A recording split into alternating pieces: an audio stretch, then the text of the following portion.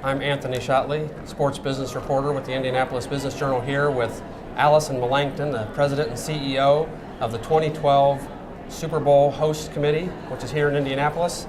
Allison, you've spoken recently about the volunteer structure and the number of volunteers, enormous number of volunteers will be needed to pull this event off in 2012. Tell us a little bit about that. We have an organizing committee that we're pulling together, which will have 66 leadership committees on it, and those committees will spend the next 2 years planning, budgeting, charting those different planning areas. And then we will also need 8,000 volunteers for the 10 days during the Super Bowl. We're already recruiting for that. People can sign up on our website. What's been the outpouring so far? We've got about 6,000 people in the database, and we probably get 10 or 20 every day, so it's a steady stream coming in. I know the National Football League has had some concerns about the weather here and the volunteer turnout. In years past, there's been some volunteer no-shows due to bad weather at Super Bowls and other locations. Yeah. What concerns have they expressed to you, and how have you answered those concerns? They have had concerns in other cities when the weather was bad that volunteers showed up for their shift. We've guaranteed them that we'll have a 100% volunteer show rate.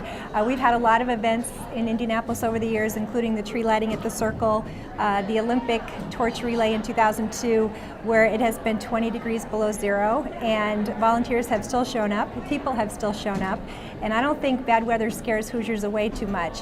So we are planning on all the volunteers showing up that day. If people have sick children or deaths in the family and so forth, we'll have volunteers in a pool that we're keeping aside to deploy to areas that need them. But we're very confident our volunteers will show up. Is that kind of guarantee on President in Super Bowl history? You know, I'm not sure. I believe it may be, I'm not sure, but we feel very confident in saying it. I know another thing that the NFL officials are concerned about is a lockout in 2011, which could affect the 2012 Super Bowl. What has been communicated to you, and are there any contingency plans for the 2012 host committee? We're in regular communication with the NFL about the issue. They are very encouraging to us to keep on our planning timeline, don't change anything. There's 2.5 seasons of football left prior to that, and there's probably no one more motivated than the NFL to get this issue worked out. So they've encouraged us to keep planning as we are, and that's what we're doing. Worst case scenario, if there were a lockout and the 2012 Super Bowl was somehow canceled, have they told you, will the Indianapolis get back in line for a soon-to-be next Super Bowl, or what's the contingency plan? We have not had that discussion with the NFL at this point. We feel like we're in regular communication with them. They've been telling us as progressions go forward, and they have not brought that issue up. So we're confident going forward that it'll be in 2012. I know that you guys have had additions to your paid staff as well. How large will the paid staff end up being when it becomes at its biggest, and who have you added most recently? We're hoping to have 15 staff. We've had 4 on board, and then tomorrow, Brad Carlson will start as the Vice President of Marketing, and he's been in Indianapolis for a long time and had a number of positions and was at the Sports Corp for a while, and we're looking forward to him starting tomorrow. What's the total budget for the host committee, just the host committee, to host the Super Bowl?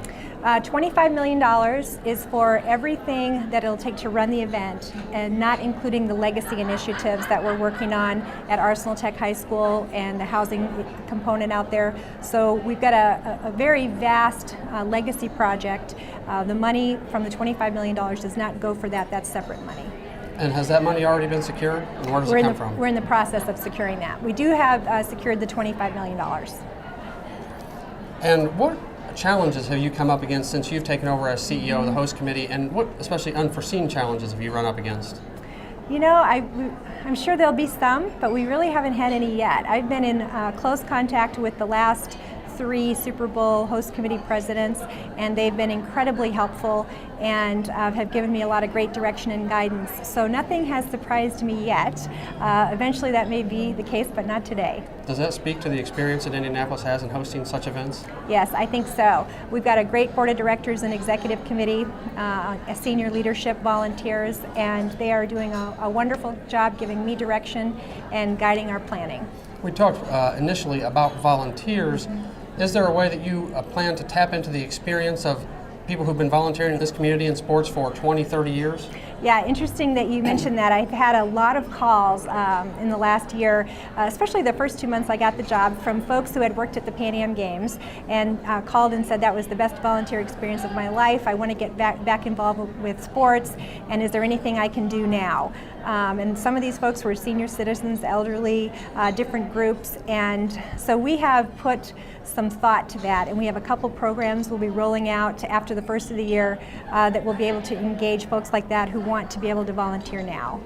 You had said the 1982 National Sports Festival in Indianapolis really put this city on the map. Yes. Do you feel like the 2012 Super Bowl will take it to even a higher level? Yeah, the building blocks are the same. For all these events we do, they just keep getting bigger. It's a bigger event. So, you know, it's sort of a combination of all the hard work and the effort, but each event we've done here has been so special, and the people here are what make the difference. So yes, it'll be a culmination point for everything, but there's more things yet to come, I think, in the future. One last question, Allison. If the Super Bowl is conducted in 2012, as many of us expect at a very high level, is there any chance that this will lead to other big events, anything that you can foresee? And is there any possibility that Indianapolis may at some point do such a good job that they could secure, in fact, another Super Bowl? Well, we would hope so. We believe that how we execute the event will be a statement that we want the Super Bowl to come back. And for cold weather cities, that doesn't happen very frequently, but we would hope in 10 to 15 years after we do the 2012 Super Bowl that we would be ready to do another one. What is the key to that execution? A lot of good planning ahead of time. I always say that I've done a good job running an event if during the event I can sit back and just respond and not try to be planning while the event's going on.